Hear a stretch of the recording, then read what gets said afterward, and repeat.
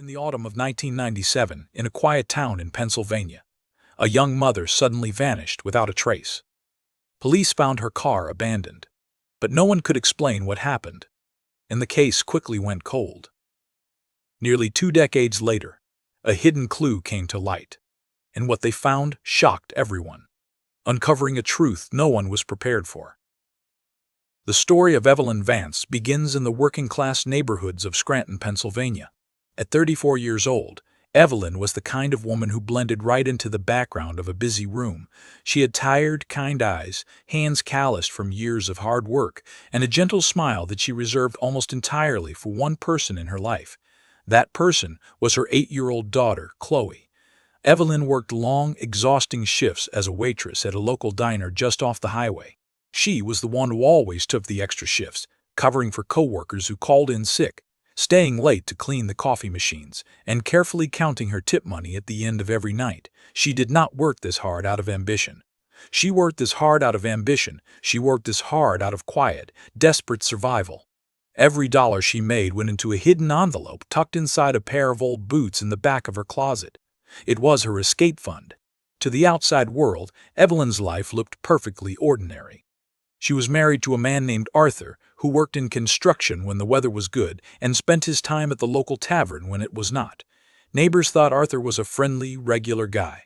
He waved to people on the street, he kept their small front lawn mowed, and he always had a charming joke ready for the cashier at the grocery store.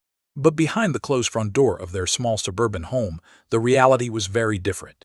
Arthur was deeply controlling. He managed every aspect of Evelyn's life. He checked the mileage on her car to make sure she only drove to work and back. He demanded to see her tip receipts. And most dangerously, Arthur had a severe gambling problem. He owed thousands of dollars to people who were not known for their patience. The tension in their house was a heavy, suffocating cloud. Evelyn walked on eggshells every single day, trying to keep the peace, trying to protect Chloe from the sudden outbursts of anger that Arthur would unleash whenever his debts caught up with him.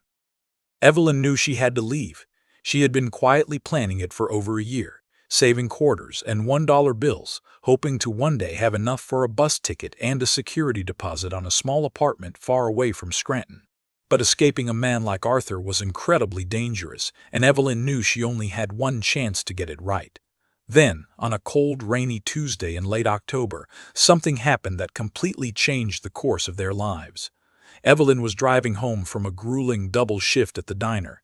She was exhausted, her feet aching in her white sneakers, the windshield wipers struggling to clear the heavy rain. On a sudden impulse, she pulled into a brightly lit gas station. She only went inside to buy a cheap cup of coffee to keep herself awake for the rest of the drive. But as she stood at the counter, she noticed the brightly colored lottery display. The state jackpot had rolled over for weeks and was sitting at $14 million. Evelyn had never been a gambler. That was Arthur's vice, and she hated what it had done to their family. But something in that moment pushed her to reach into her pocket. She pulled out a single crumpled dollar bill from her tip money, slid it across the counter, and asked for a quick-pick ticket. She shoved the small piece of paper into her coat pocket, grabbed her coffee, and drove home, not giving the ticket a second thought. The next morning, the house was completely silent. Arthur was still asleep, sleeping off a late night out. Chloe was eating a bowl of cereal at the kitchen table, drawing pictures with a set of broken crayons. Evelyn sat across from her, sipping her morning tea and unfolding the local newspaper.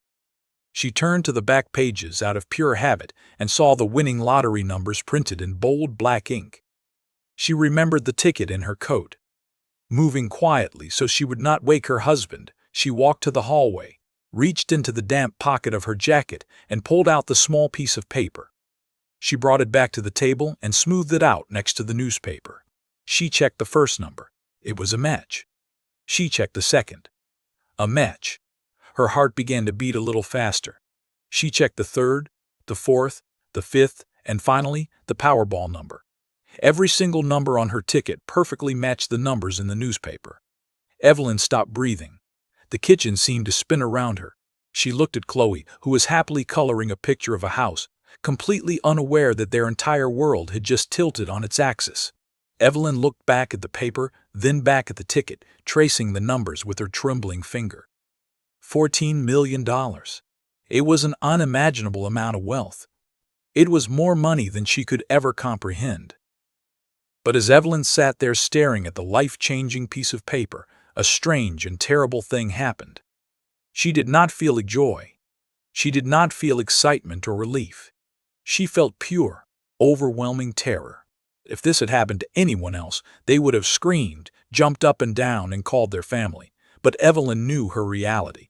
If Arthur found out she had won $14 million, he would take it. He would use it to pay off his dangerous debts. He would use it to fuel his gambling addiction, and he would never, ever let her leave him. The money would not be her ticket to freedom. It would be the chains that kept her tied to him forever. And if she tried to fight him for it, she knew exactly what he was capable of doing. She quickly folded the ticket into a tiny square and shoved it deep into her pocket just as she heard Arthur's heavy footsteps coming down the hallway. She forced herself to smile, poured him a cup of coffee, and went through the motions of her morning routine, her heart hammering against her ribs the entire time. She needed to talk to someone. She needed a plan, and she needed it immediately. Later that afternoon, while Arthur was out, Evelyn used a payphone outside a grocery store to call her older sister, Lorraine. Lorraine was the only person in the world who truly understood what Evelyn was going through. She lived a few towns over and had been begging Evelyn to leave Arthur for years. They met at a quiet park on the edge of town. The autumn wind was blowing dead leaves across the grass as Evelyn pulled the tiny folded ticket from her pocket and handed it to her sister. Lorraine stared at it in disbelief. At first she laughed, thinking it was a joke. But when she looked up and saw the sheer panic in Evelyn's eyes, the reality set in. Lorraine told her this was her chance. She told Evelyn to take the ticket, take Chloe, and disappear that very night. But Evelyn was terrified of making a mistake. She explained that if she cashed the ticket, her name would become public record. The state lottery rules required the winner's identity to be announced. Arthur would see her face on the evening news. He would know she had the money, and he would hire people to find her. Evelyn told her sister that she needed a few days to figure out a legal way to secure the money anonymously, perhaps through a lawyer or a blind trust, so she and Chloe could vanish without a trace. Lorraine agreed to help her find a lawyer who handled high-profile financial privacy. They hugged in the freezing park, tears in their eyes. For the first time in years, Evelyn felt a genuine spark of hope. She finally had the means to save her daughter. She just had to survive a few more days playing the role of the obedient wife. But Evelyn Vance would never get the chance to claim her prize. Exactly 6 days after she bought the winning ticket, on the night of November 4, 1997, Evelyn worked the closing shift at the diner. Her manager remembered seeing her walk out the back door into the dark parking lot at exactly 10:15. She was wearing her heavy winter coat, carrying her purse, and holding her car keys. She waved goodbye, got into her old blue Ford Taurus, and drove away into the night. She never arrived home. The next morning, the sun rose over Scranton, casting a cold gray light across the neighborhood. Chloe woke up and went into the kitchen, expecting to find her mother making breakfast. Instead, she found Arthur aggressively dialing the kitchen phone, looking frantic. Evelyn had not come home. Her side of the bed was empty. By noon, Arthur contacted the local police department to report his wife missing. Detective Ray Callahan, a seasoned investigator with a quiet demeanor and sharp instincts, was assigned to the case. At first, missing person cases involving unhappy marriages were common, and police often assumed the spouse had simply walked away to clear their head.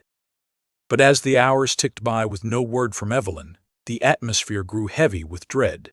The first major break in the case came less than 24 hours later, but it was not the kind of discovery anyone wanted to make. A local fisherman walking along the banks of the Susquehanna River, about 12 miles outside of town, spotted a car parked awkwardly on a gravel pull-off near an old bridge. It was a blue 1989 Ford Taurus. Detective Callahan and his team rushed to the scene. The car was sitting silently in the cold morning mist. The driver's side door was hanging wide open. The keys were still in the ignition, and the car battery was dead from the headlights being left on all night. Callahan carefully approached the vehicle. Evelyn's purse was sitting perfectly upright on the passenger seat. Her wallet, her driver's license, and a few crumpled dollars of tip money were still inside. If this was a robbery, the thief had left the most obvious valuables behind. But it was what investigators found next that turned a missing person case into a suspected homicide. On the steering wheel, right where Evelyn's left hand would normally rest, there was a small, distinct smear of dried blood. It wasn't a massive amount, but it was enough to indicate that a struggle had taken place inside the vehicle. The ground around the car was covered in gravel and hard dirt, making it impossible to find clear footprints. The river flowed dark and fast just a few yards away. Before we continue, if this story has kept you watching, please subscribe. Your support truly means a lot to us. The police immediately brought Arthur in for questioning. In almost every case like this, the husband is the first and most obvious suspect. Detective Callahan knew about Arthur's gambling debts. He knew about the financial stress. He suspected that Arthur and Evelyn had gotten into a violent argument that night, and that Arthur had done something terrible to his wife before abandoning her car by the river to make it look like a random abduction. But Arthur had a rock-solid alibi. On the night Evelyn disappeared, Arthur had a rock-solid alibi. On the night Evelyn disappeared, Arthur had been at the local tavern playing cards with 3 other men. The bartender confirmed he was there from 8 o'clock in the evening until nearly 1 in the morning, and the men he was playing with swore he never left the table.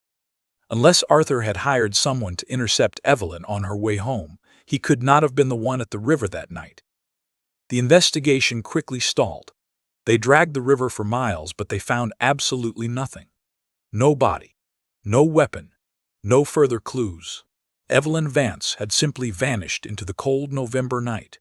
But 3 days into the investigation, a frantic woman walked into the police station demanding to speak with Detective Callahan. It was Lorraine, Evelyn's sister.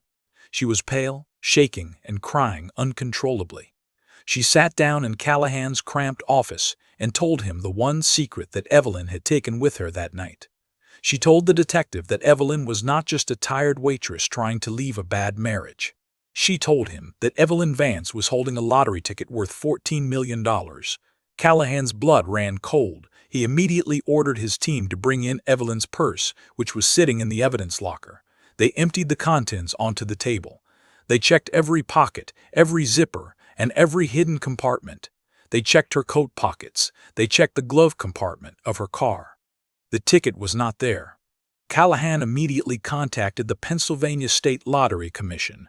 They confirmed that the $14 million jackpot had indeed been sold at the gas station Evelyn visited, and they confirmed that no one had come forward to claim it. The police realized they were no longer just looking for a missing mother.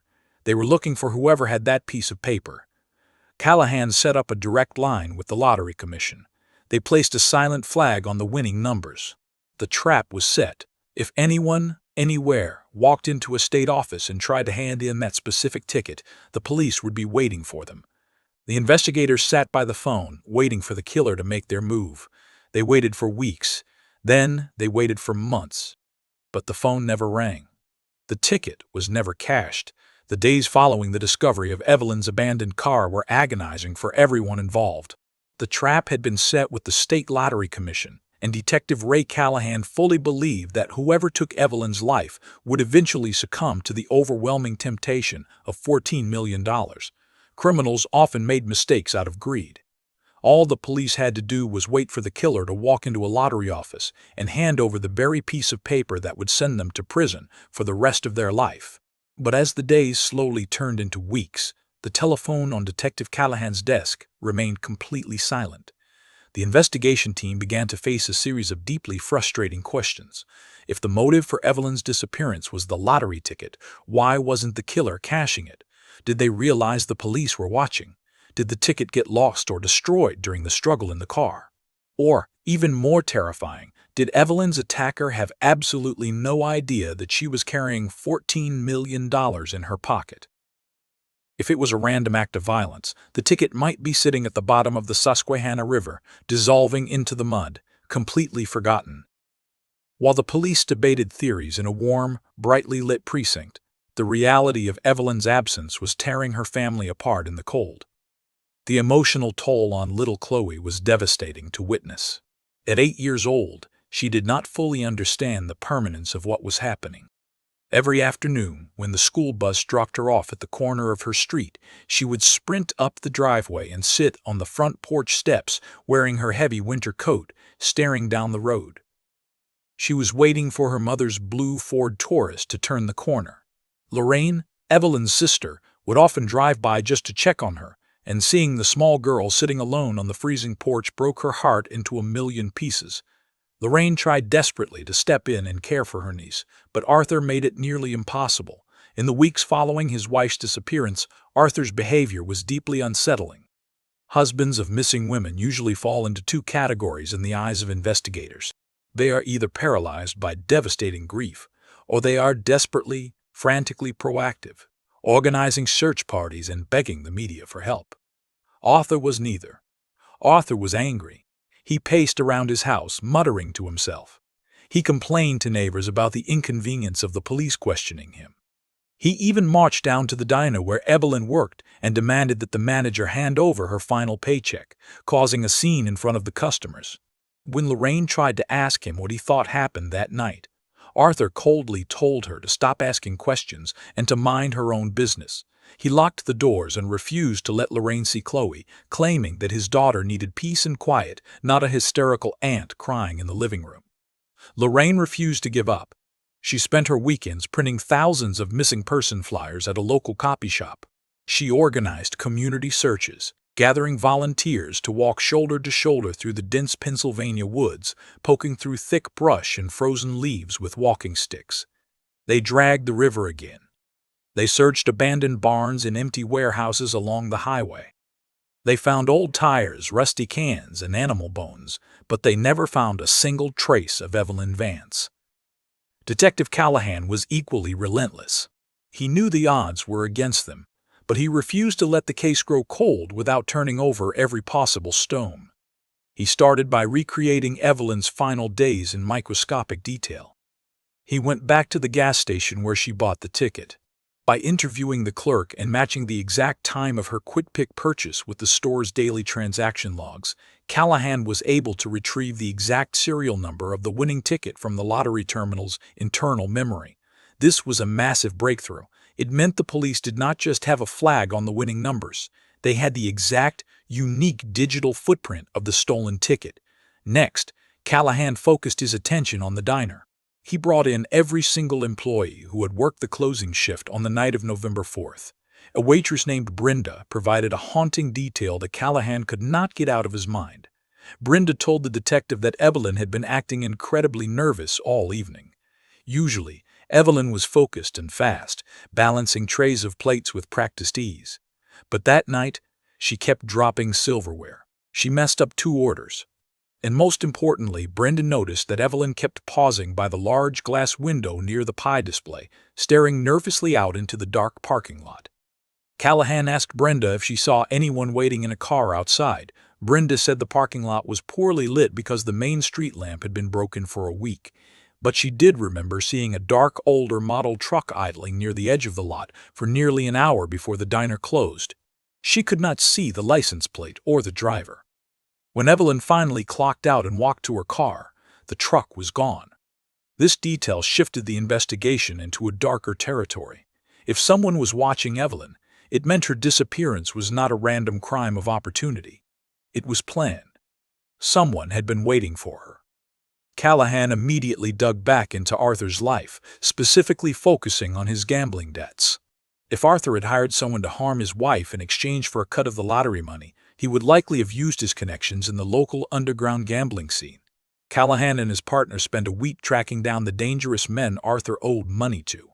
They conducted tense, aggressive interviews in the back rooms of auto body shops and empty dive bars. The loan sharks were intimidating. Dangerous men, but they were also businessmen. When Callahan pressed them about Evelyn, their reactions were surprisingly consistent. They were genuinely annoyed by her disappearance. One of the men bluntly explained to the detective that a dead wife meant Arthur would have to pay for a funeral, which meant he would have even less money to pay off his debts. Furthermore, these men had rock-solid alibis for the night of the 4th. They insisted they had nothing to do with it, and more importantly, they claimed Arthur was terrified of them. They did not believe Arthur had the courage or the intelligence to orchestrate a complex murder-for-hire plot without leaving a massive trail of evidence. The investigation hit a massive brick wall. As winter turned into spring, a new legal complication emerged that captured the attention of the entire state. Standard lottery rules in Pennsylvania dictate that a winner has exactly 1 year from the date of the drawing to claim their prize. If the ticket is not presented within 365 days, the money is forfeited and returned to the state fund. As the 1-year anniversary of Evelyn's disappearance approached, the local media caught wind of the expiring $14 million jackpot. Newspapers ran front-page stories calling it the blood money jackpot. Blood money Fiji. Public interest skyrocketed. People began reporting false sightings of Evelyn just to get on television. Con artists tried to submit fake lottery tickets, all of which were immediately debunked by Callahan using the secret serial number. Lorraine realized that if the deadline passed, the money would disappear forever, and her sister's killer would essentially get away with silencing Evelyn for nothing. Desperate, Lorraine hired the privacy lawyer she and Evelyn had originally discussed.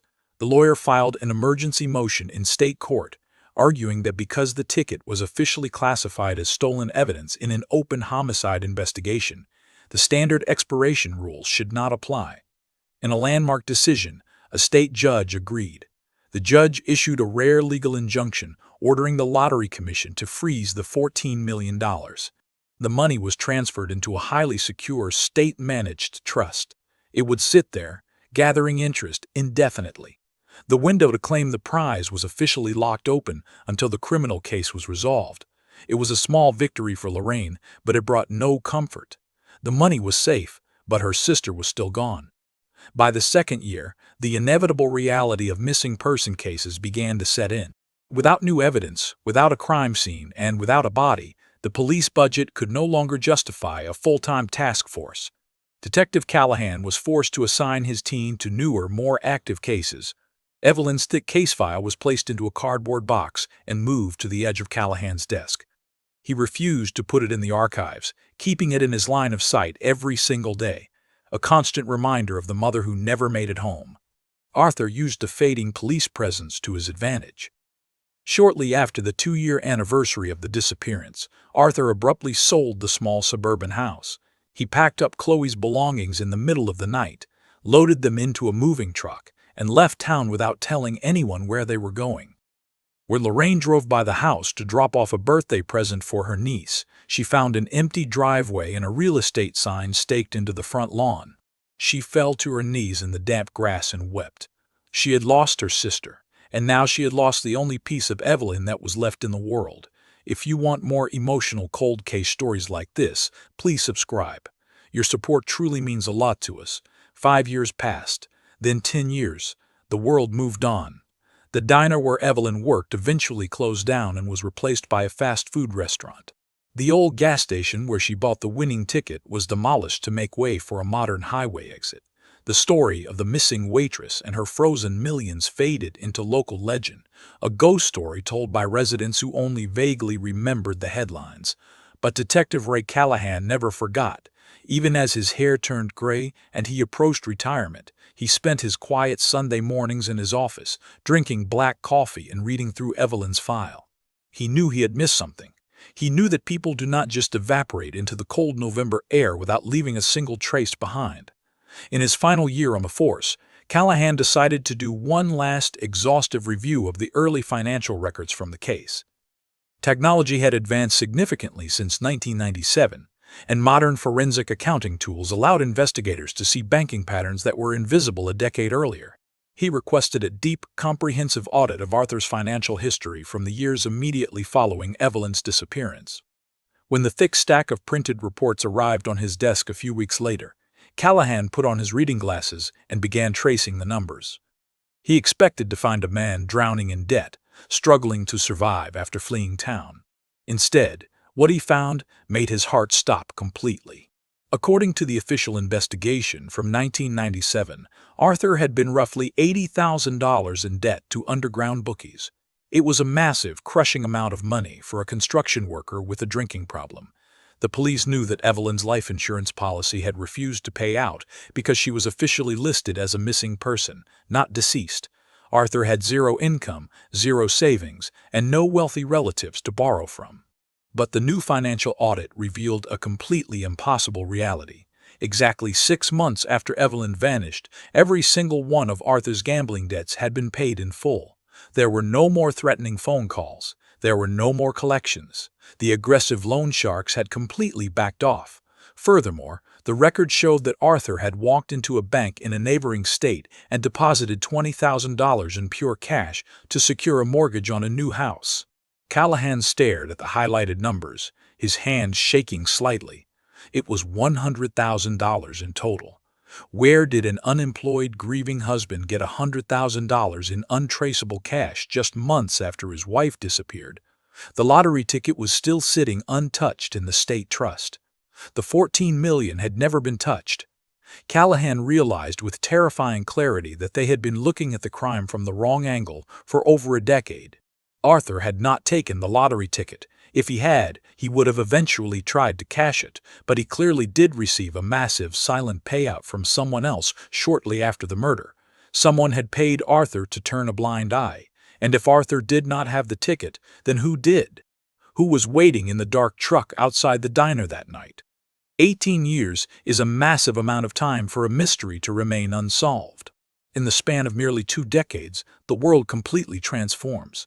Children grow into adults, old buildings are torn down to make way for new roads, and the sharp, agonizing pain of a sudden loss slowly turns into a dull, permanent ache. By the autumn of 2015, the name Evelyn Vance was rarely spoken in Scranton, Pennsylvania. The old diner where she used to work had been demolished and replaced by a chain pharmacy. The missing person posters that her sister Lorraine had tearfully taped to telephone poles had completely disintegrated, washed away by 18 years of rain and snow. Ray Callahan was no longer a young, energetic detective. He had officially retired from the police force 3 years earlier, trading his cramped office and endless paperwork for a quiet life in the suburbs. His hair was completely white, his knees ached when it rained, and he spent his days working in his small garden. But despite the peaceful exterior, Callahan's mind was still tethered to the past. He kept a duplicate copy of Evelyn's case file inside a locked drawer in his home office. He was a man haunted by the one puzzle he could never solve. He knew deep in his bones that Arthur was involved, but without a body, without a confession, and without the lottery ticket. The truth was buried under 18 years of silence. Callahan believed he would take the mystery of Evelyn Vance to his grave. But a forgotten secret rarely stays buried forever. The trigger event that blew the cold case wide open did not happen in a dark alley or an abandoned warehouse. It happened on a bright, completely ordinary Tuesday morning inside a sterile government building in Harrisburg, the state capital of Pennsylvania. At exactly 10 in the morning, a young woman walked through the glass doors of the Pennsylvania State Lottery headquarters. She approached the front desk, pulled a clear plastic sleeve from her purse, and handed it to the clerk. Inside the sleeve was a small, incredibly faded piece of paper. The ink was barely visible, and the edges were frayed, but the numbers were still legible. The clerk, assuming it was just a standard winner from a recent drawing, casually typed the unique serial number into the central computer system. For a few seconds, nothing happened. Then, the clerk's computer screen instantly locked. A bright red warning banner flashed across the monitor, accompanied by a silent electronic alert that was immediately transmitted directly to the Pennsylvania State Police. The clerk's hands began to shake. She had worked at the commission for 12 years and had never seen a terminal lockdown like this. The system clearly indicated that the ticket resting on her counter was the infamous $14 million stolen asset from an open homicide investigation in 1997. The clerk forced a polite smile, told the young woman that the system was processing a large payout, and asked her to take a seat in the waiting area. Less than 10 minutes later, 3 plainclothes state troopers walked through the front doors, quietly surrounded the woman, and escorted her into a private security room. 2 hours later, Ray Callahan was standing in his kitchen pouring a cup of coffee when his cell phone rang. It was the current captain of the Scranton Police Department. The captain told Callahan to sit down, take a deep breath, and listen carefully. The silent flag had finally tripped. 18 years later, someone had just tried to claim Evelyn's jackpot. Callahan dropped his coffee mug in the sink. He grabbed his coat, grabbed his car keys, and drove straight to the police station. Even though he was retired, the department had kept him listed as a civilian consultant specifically for this case. When he arrived at the precinct, the atmosphere was electric. Detectives were rushing down the hallways, pulling the old dusty boxes of evidence from the archives. Callahan walked directly to the main interrogation room and stood behind the two-way mirror. He expected to see a hardened criminal sitting at the metal table. He expected to see one of the dangerous loan sharks Arthur used to associate with, or maybe a corrupt bank manager. Instead, he saw a young 26-year-old woman. She was crying softly, holding her face in her hands. She had tired, kind eyes and a gentle demeanor. Callahan felt the air leave his lungs. He did not need anyone to tell him who she was. He recognized her instantly. He had spent months watching this exact same girl sit on a freezing porch in a heavy winter coat, waiting for a mother who would never come home. It was Chloe Vance. Evelyn's daughter had just walked into the lottery commission with the very piece of paper that cost her mother her life. Callahan slowly opened the heavy door and walked into the interrogation room. Chloe looked up, wiping tears from her cheeks. When she saw Callahan's face, a flicker of recognition passed through her eyes. She remembered the kind detective who used to bring her coloring books while he spoke to her father in the living room. Callahan sat across from her and spoke in a soft, gentle voice. He asked her how she got the ticket. Chloe's voice was trembling as she explained that she had absolutely no idea the ticket was connected to a crime. She thought she was simply claiming a forgotten family prize. She told Callahan that her father, Arthur, had passed away from a massive heart attack just 3 weeks ago in a small town in Ohio, where they had lived for the past 16 years. Since his death, Chloe had been slowly packing up his house, preparing it for a real estate sale. The house was cluttered and dusty. While she was emptying out her father's bedroom closet, she accidentally bumped the back wall with a heavy moving box. The wooden panel sounded hollow. Curious, she pried the loose baseboard away and discovered a hidden cavity behind the drywall. Inside the wall, covered in decades of dust, was a heavy, rust-covered metal lockbox. Chloe told Callahan that her father never spoke about her mother. Anytime Chloe tried to ask questions about Evelyn, Arthur would become completely enraged, screaming at her to stop living in the past. She had grown up entirely isolated, living alone with a bitter, angry man. When she found the box, she broke the small padlock with a hammer, hoping to find old family photos or a keepsake from the mother she barely remembered. Instead, she found the lottery ticket, carefully preserved inside a plastic sleeve. She saw the date on it, realized it was from right before her mother disappeared, and assumed Evelyn had bought it. When she looked up the winning numbers from that specific week online, she realized it was the jackpot. She honestly believed her mother had won, hidden the ticket from Arthur, and then tragically vanished before she could claim it. She brought it to the commission, hoping to use the money to start a new life. She looked at Callahan, her eyes wide with terror, and asked why the police were treating her like a criminal. Callahan gently placed his hand over hers. He had to break the news to her that her father had not just hidden a winning lottery ticket in his closet. He had hidden the primary motive for her mother's murder. If you want more emotional cold case stories like this, please subscribe. Your support truly means a lot to us. Callahan asked Chloe where the metal lockbox was right now. Chloe sniffled and pointed to a heavy canvas tote bag sitting in the corner of the interrogation room. She had brought the entire box with her to Harrisburg, thinking she might need the other documents inside to prove her identity to the state officials. Callahan brought the bag to the table and carefully pulled out the heavy metal box. The lock was shattered, just as Chloe had described. The current lead detective, a younger man named Miller, entered the room to witness the opening of the evidence. The air in the room was completely thick with tension. Callahan lifted the heavy metal lid. The smell of stale air and old paper filled the space. Inside the box, there were no family photos. There were no sentimental keepsakes. Inside the box, there were no sentimental keepsakes. Instead, the box contained the darkest secrets of Arthur Vance's life. The first thing Callahan pulled out was a small, faded leather wallet. He opened it carefully. Pinned inside the plastic window was a Pennsylvania driver's license. The face smiling back at him belonged to Evelyn. It was the exact wallet she had in her purse on the night she vanished. Chloe gasped, covering her mouth with both hands as a fresh wave of tears fell down her face. She realized in that exact second what the police had suspected all along. Her father was deeply, intimately involved in her mother's disappearance. For 18 years, the man who made her breakfast, drove her to school, and told her everything was going to be okay, had been hiding her dead mother's wallet inside his bedroom wall. But the wallet was only the beginning. Callahan reached deeper into the box and pulled out a stack of banking receipts from 1998. He quickly reviewed them. They were cash withdrawal slips from a bank account in Ohio, totaling exactly $100,000. This perfectly matched the impossible amount of money Arthur had used to pay off his loan sharks 6 months after Evelyn vanished. But the account name was not Arthur's. It was a business account registered to a local auto salvage yard back in Scranton. Then, Callahan found the biggest clue of the entire investigation. Lying at the very bottom of the rusty box was a small rectangular object wrapped in a plastic grocery bag. Callahan carefully unwrapped it. It was a vintage microcassette audio tape, the kind used in old answering machines or handheld dictation recorders. Callahan looked at Detective Miller, who immediately rushed out of the room and sprinted down the hallway to the evidence archives. 10 minutes later, Miller returned carrying an old battery-operated tape player.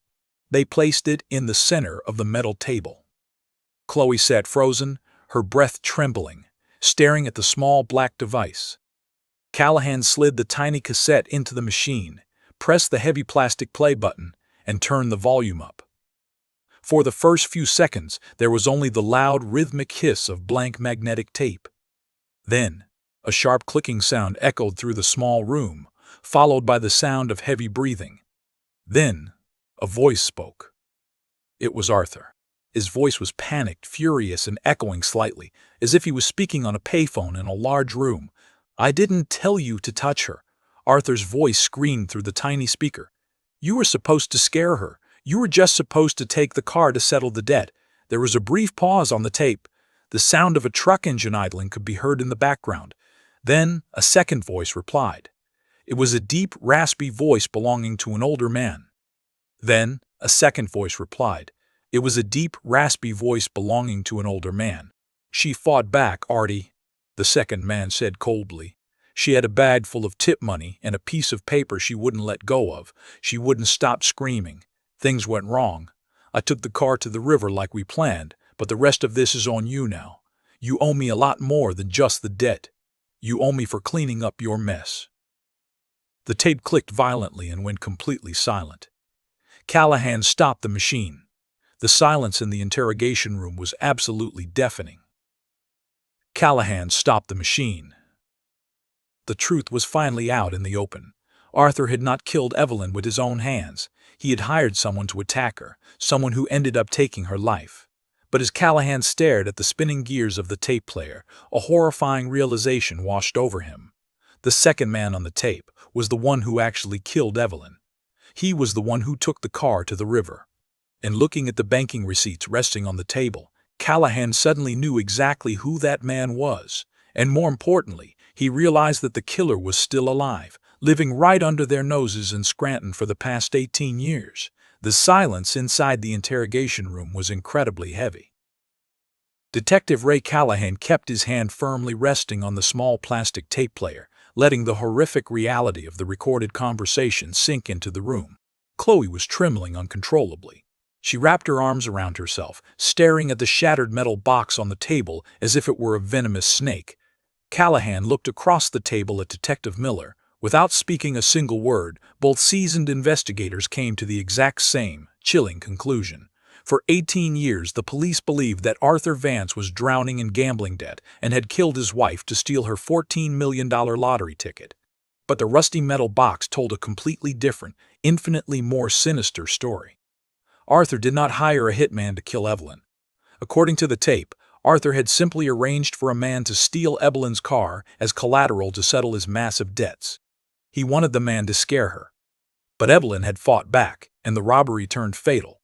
Callahan gently turned toward Chloe, whose eyes were wide and hollow with shock. He had to explain the darkest truth a daughter could ever hear about her father. He explained that when the killer came to Arthur to tell him that Evelyn was dead, he brought her wallet and her winter coat as proof. While searching through his dead wife's coat, Arthur discovered the lottery ticket. He realized instantly what it was. But Arthur also knew that if he tried to cash a $14 million ticket just days after his wife went missing, the police would arrest him immediately. The money was effectively useless to him. But Arthur was a manipulative, calculating man. He realized he held something much more valuable than a frozen lottery ticket. He held the identity of a murderer. Callahan pointed to the stack of bank receipts sitting on the table. He told Chloe that her father did not use the lottery money to pay off his debts. Instead, he used the tape recording to blackmail the man who killed her mother. Arthur extorted the killer for 18 years. He forced the man to open a shell business account in Ohio and deposit hundreds of thousands of dollars in quiet, untraceable cash. Arthur had financed his entire life, his move out of state, and his comfortable existence by actively protecting the very man who took Evelyn's life. Chloe buried her face in her hands and let out a broken, agonizing sob. Her entire childhood had been a lie.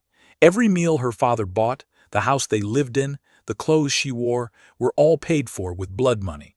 Her father had monetized her mother's murder. Callahan quietly signaled for a female victim to enter the room and sit with Chloe.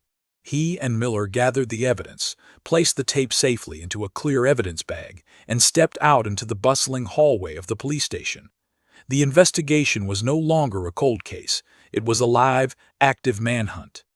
Miller immediately ran a background check on the business name printed on the Ohio bank receipts.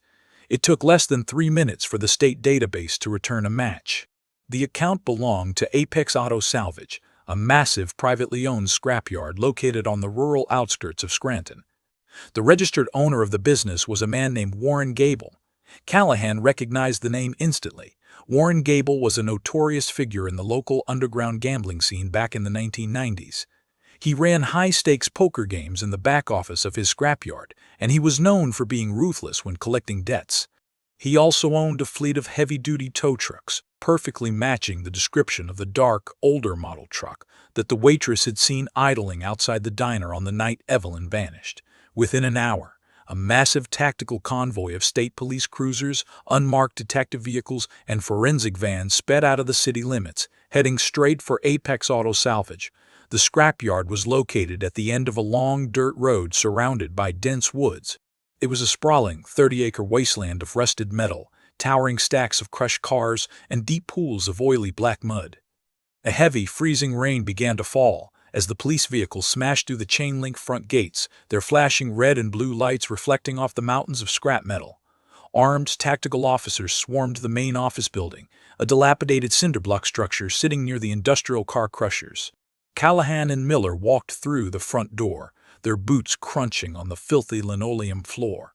Sitting behind a heavily scratched wooden desk was Warren Gable. He was no longer the imposing, dangerous debt collector he was in 1997. He was now a fragile 72-year-old man with thinning gray hair, oxygen tubes resting in his nose, and trembling hands. He looked up from a stack of paperwork as the officers surrounded his desk. Gable did not look surprised. He did not reach for a weapon, and he did not try to run. He looked at Detective Callahan, let out a long, ragged sigh, and slowly placed his hands flat on the desk. After 18 years of paying crippling extortion money to Arthur Vance, Gable looked almost relieved that it was finally over. They placed him in handcuffs and drove him back to the Scranton Police Precinct in total silence. The atmosphere in the interrogation room was drastically different this time. Callahan and Miller sat across from Gable, placing a photograph of Evelyn Vance directly in front of him. Beside the photograph, they placed the clear plastic bag containing the microcassette tape. Callahan pressed play on a digital copy of the recording. Gable's own raspy, panicked voice echoed through the small room, officially confirming his involvement in the crime. When the tape ended, Callahan leaned forward and looked Gable directly in the eyes. He told the old man that Arthur was dead. He told him that the extortion was over. He told him that they had the tape, they had the bank records linking his scrapyard to Arthur's Ohio accounts, and they had Evelyn's wallet from the hidden lockbox. There was no way out, no lawyer who could save him, and no jury who would show him mercy. Callahan lowered his voice to a whisper and told Gable that he only had one choice left. He could die in a prison hospital as a monster, or he could finally give Evelyn's daughter the closure she deserved. Gable stared at the photograph of Evelyn for a long time. His hands shook as he took a deep breath and began to speak. His confession was quiet, grim, and entirely stripped of emotion. Gable explained that Arthur was in deep trouble back in 1997. He owed Gable nearly $40,000, and Gable was threatening to break his legs if he did not pay. Desperate, Arthur told Gable to go to the diner late at night and steal Evelyn's car. Arthur promised that the vehicle could be sold for parts at the scrapyard to cover a portion of the debt, and he told Gable that Evelyn would be too scared to report it stolen. But Arthur had completely underestimated his wife. Gable described how he waited in the dark parking lot in his tow truck. When Evelyn walked out, he stepped out of the shadows and demanded the keys. But Evelyn did not scream, and she did not run away. Gable said she looked at him with pure defiance. She clutched her purse to her chest, refusing to let go. Gable did not know about the lottery ticket. He thought she was just protecting the small bag of tip money from her shift. But to Evelyn, that tip money was her freedom. It was her escape fund. It was the only way she could save her daughter from a life of misery. She fought Gable with everything she had, scratching his face and kicking his legs. In a moment of blind frustration and anger, Gable shoved her aggressively against the side of her car. Evelyn lost her balance, fell backward, and struck the back of her head violently against the solid concrete bumper block in the parking lot. Gable said the fight ended instantly. She did not get back up. Panic set in. Gable realized he had just killed a woman in an open parking lot. He quickly picked up her body and placed her in the back of his tow truck. He grabbed her keys, drove her blue Ford Taurus to the river to make it look like a kidnapping, and then drove back to his scrapyard in the middle of the night. Later that week, Gable went to Arthur's house to demand his money and to show him the wallet and coat as proof of the terrible accident. He expected Arthur to be horrified. Instead, Arthur found the hidden lottery ticket in the coat pocket, immediately realized its value, and turned the tragedy into a massive financial opportunity. Arthur recorded their frantic phone conversation the next day and used it to bleed Gable dry for the rest of his life. Callahan listened to the horrifying story, his jaw clenched tight. The sheer cruelty of the two men was almost impossible to comprehend. Evelyn had died trying to protect her daughter, and both her husband and her killer had used her death to line their own pockets. But there was still one massive, unanswered question. Miller leaned across the table, pointing a pin directly at Gable's face. He demanded to know where Evelyn was. They had searched the woods, they had dragged the river, and they had combed the county for years. Where did Gable hide her? Gable coughed weakly and shook his head.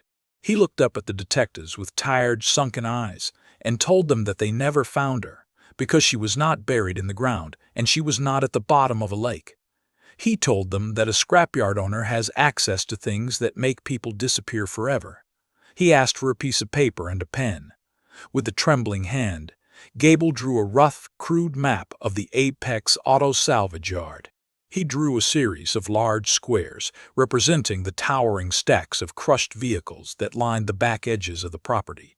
He traced his pen to a specific row in the farthest, darkest corner of the yard. He drew an X on stack number 9, row 4. Gable explained that on the night Evelyn died, he brought her back to the yard. He placed her body inside the trunk of a green 1987 station wagon that was scheduled for demolition the next morning. When the sun came up, Gable personally operated the heavy industrial forklift. He lifted the station wagon, placed it directly into the massive hydraulic crusher, and pulled the lever. The car was crushed into a solid 3-foot cube of jagged steel. Gable then stacked it at the very bottom of row 4, placing 6 other crushed vehicles directly on top of it. She had been sitting there, trapped under tons of rusted metal, exposed to the rain and snow, for 18 long years. Callahan grabbed the map from the table and sprinted out of the interrogation room. Within minutes, the tactical teams, forensic anthropologists, and heavy machinery operators were racing back to the scrapyard.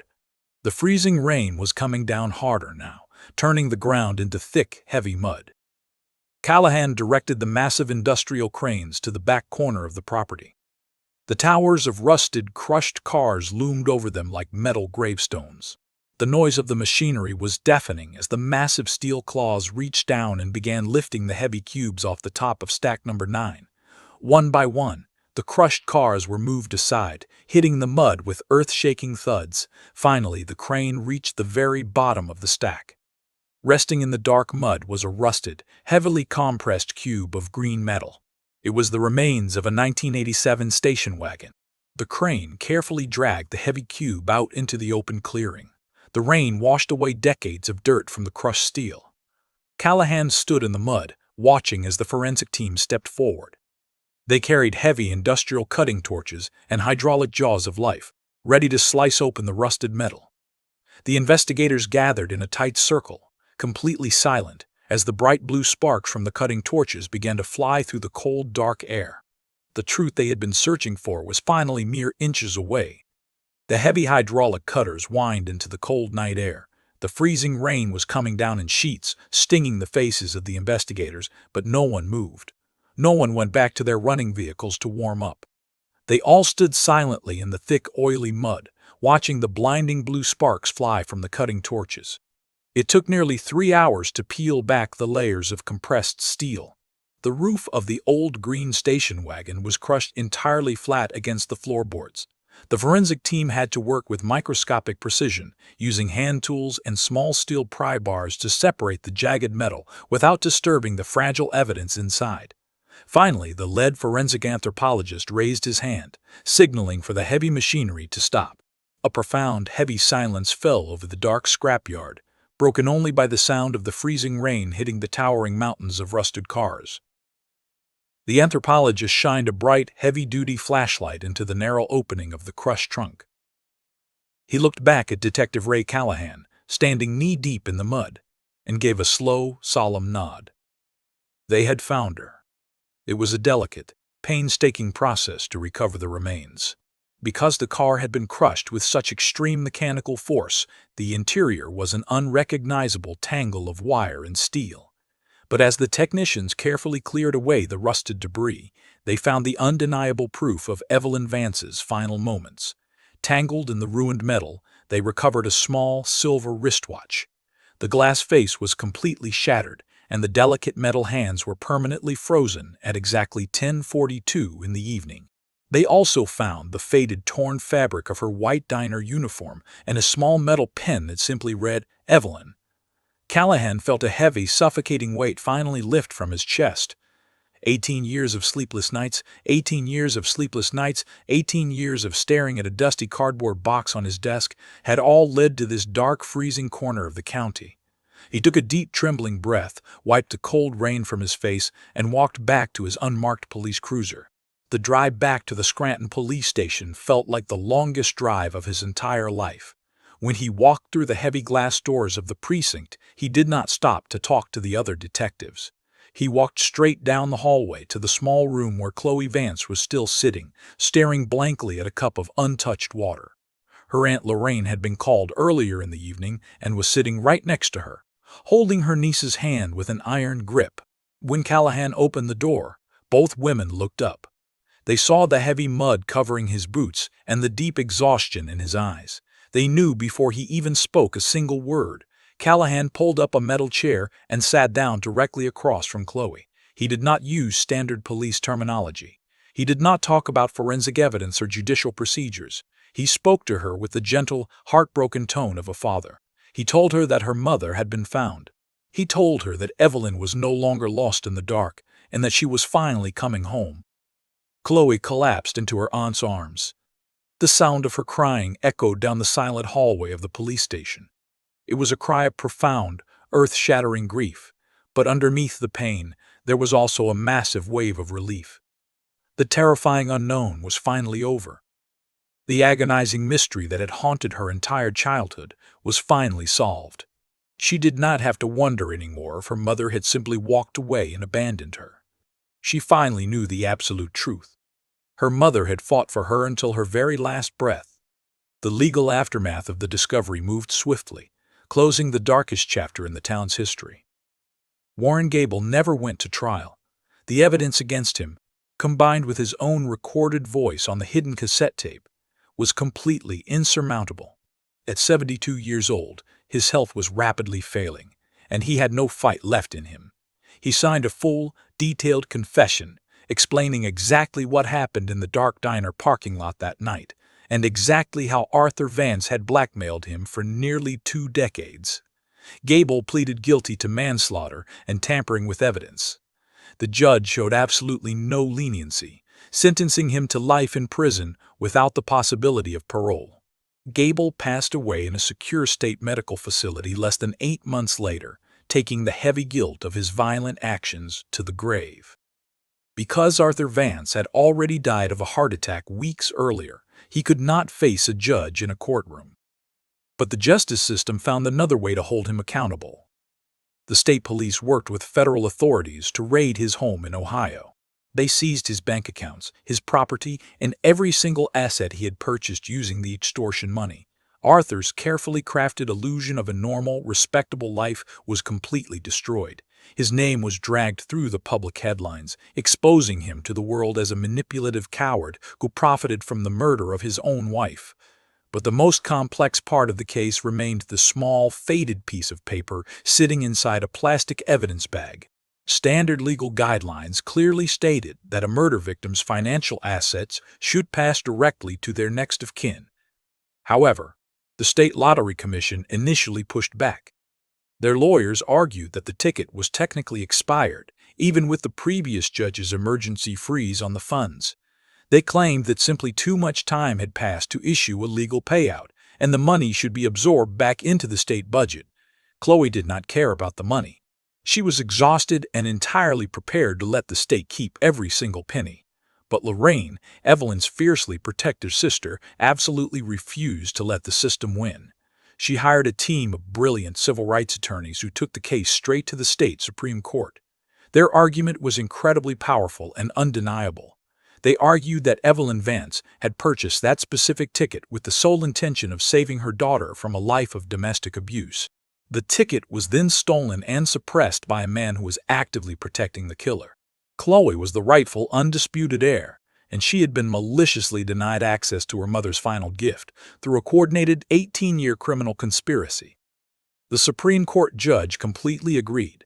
In a massive, unprecedented legal ruling, the court ordered the State Lottery Commission to honor the ticket. Furthermore, because the $14 million had been sitting in a secure, state-managed, interest-bearing trust account for 18 years, the total payout had grown significantly. Chloe Vance inherited over $22 million. It was a staggering, unimaginable fortune. But for Chloe, it was never just about the wealth. It was the physical, undeniable manifestation of her mother's ultimate sacrifice. Chloe did not buy expensive sports cars or giant mansions. She did not waste the money on empty luxury or reckless spending. Instead, she used the funds to build a permanent legacy that would ensure her mother's name was never forgotten by the world. First, she bought her Aunt Lorraine a beautiful, quiet home with a large garden in a safe neighborhood, making sure the woman who never stopped searching for Evelyn was taken care of for the rest of her life. Then, Chloe established the Evelyn Vance Foundation. It quickly became a powerful, incredibly well-funded charity, dedicated entirely to helping women escape abusive and dangerous marriages. The foundation provided free legal services, safe emergency housing, and direct financial support to mothers who were desperately trying to protect their children. Chloe used her mother's money to give thousands of women the exact escape fund that Evelyn had tried so hard to build in the back of her closet. 3 years after the terrifying discovery in the scrapyard, on a bright sunny afternoon in late spring, Ray Callahan was quietly tending to his vegetable garden. His cell phone had long stopped ringing with police emergencies. The dark shadows under his eyes had finally faded. He was fully, peacefully retired. He heard the sound of tires crunching on the gravel, and a car pulled into his driveway. He stood up, wiping the dark soil from his hands, and smiled widely as he saw Chloe walking up the pathway. She looked healthy, strong, and deeply at peace. She was no longer the terrified little girl sitting on a freezing porch waiting for a blue Ford Taurus, and she was no longer the broken, weeping young woman sitting in a sterile interrogation room. She was a survivor, carrying her mother's strength in every step she took. They sat together on Callahan's wooden back porch, drinking cold, sweet tea and watching the warm wind blow through the tall trees. They didn't talk about the scrapyard. They didn't talk about Arthur or the terrible things that happened in the dark all those years ago. They talked about the future. They talked about the countless families Chloe's foundation had saved that year, and the beautiful new life she was building for herself. The story of Evelyn Vance is a haunting, heartbreaking reminder of the darkness that can hide behind the closed doors of a seemingly normal, quiet American home. It is a story about the devastating consequences of greed, the terror of control, and the terrifying lengths some men will go to protect their own selfish interests. But more importantly, it is a story about the unstoppable, undeniable force of truth. Arthur Vance and Warren Gable honestly believed they could bury a terrible secret under tons of crushed steel and 18 years of absolute silence. They believed that they were smarter than everyone else, and that time would simply wash away the memory of their crimes. But a mother's love is incredibly resilient. Evelyn's fierce, desperate desire to protect her daughter set off a quiet chain reaction that simply could not be stopped, even by death, and even by decades of lies. The winning lottery ticket was never cashed by Evelyn, but it achieved exactly what she bought it for on that rainy November night. It ultimately exposed the men who harmed her. It brought the dark truth into the light, and it finally gave her daughter the freedom, safety, and future she always deserved. In the end, Evelyn Vance did not just win the lottery. She won the ultimate victory over the darkness that tried to consume her family, proving that no matter how deep you bury the truth, it will always find its way back to the surface.